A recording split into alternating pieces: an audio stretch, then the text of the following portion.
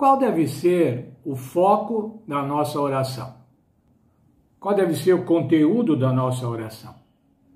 Oração, irmãos, não pode ser um devaneio, um discurso qualquer, um discurso sem fim, uma cantilena, uma ladainha. A oração tem que ter um objetivo. Como quando alguém vai conversar com outra pessoa, precisa ter uma linha de raciocínio, uma finalidade, um foco.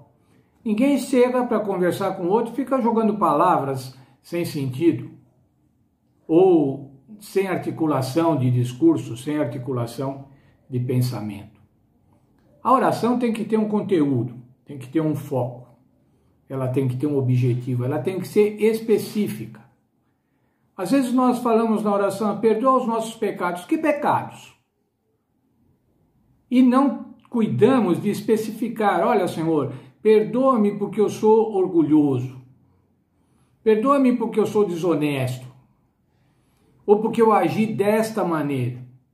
Não especificar o pedido nos deixa até tranquilos. Senhor, perdoa os meus pecados, mas você não precisa dizer qual. Nós precisamos ser específicos. As nossas confissões têm que ser específicas, os fatos, as pessoas. Muito bem, oramos pela humanidade. Abençoa, Senhor, converta a humanidade. Não, converta fulano, porque aí eu posso me sentir responsável por ele. Quando eu falo a humanidade não tem nome. Mas quando eu me refiro a uma pessoa e falo o seu nome, eu me sinto responsável por ela. Qual é o foco da oração intercessória? A oração intercessória tem que ser por alguém ou por alguma coisa que alguém está fazendo ou deixando de fazer. E eu tenho que me referir a ele especificamente na oração. Veja, irmãos, o livro de Samuel, 1 Samuel, capítulo 12, verso 23, o que Samuel sentia com relação a orar. 1 Samuel, capítulo 12, verso 23. Quanto a mim, longe de mim que eu peque contra o Senhor, deixando de orar por vós. Samuel entendia que ele estava pecando a Deus se ele deixava de orar pelo povo.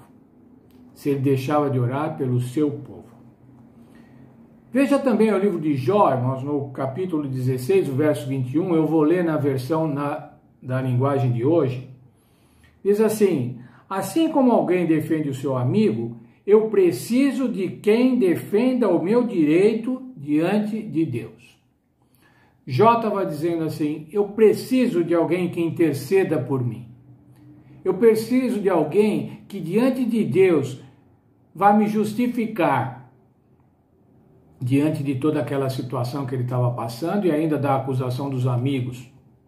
Eu preciso de alguém que defenda o meu direito. Qual é, irmãos, o efeito da oração intercessória? Vamos ler Mateus 18, 19.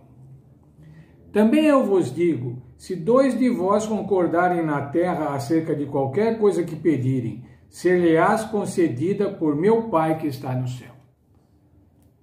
O Senhor Jesus está dizendo assim, olha, se vocês concordarem em alguma coisa, pedirem a Deus, intercederem, Ele vai dar a vocês.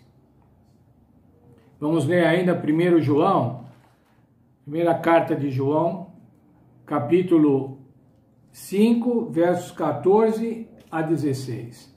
E essa é a confiança que temos nele, que se pedirmos alguma coisa segundo a tua vontade, a sua vontade, ele nos ouve. E sabemos que ele nos ouve em tudo o que lhe pedimos. Sabemos que já alcançamos os pedidos que lhe fizemos. Se alguém vir a seu irmão cometer pecado, que não é para a morte, pedirá, e Deus lhe dará vida aos que não pecaram para a morte. Se alguém vir o seu irmão e orar por ele, o Senhor dará a vida. Há uma frase na lição que diz assim, a oração nos conecta com a fonte do poder divino, na luta por homens e mulheres perdidas. Está vendo, irmãos? A oração nos conecta com a fonte do poder divino. Ela nos conecta com o Espírito Santo.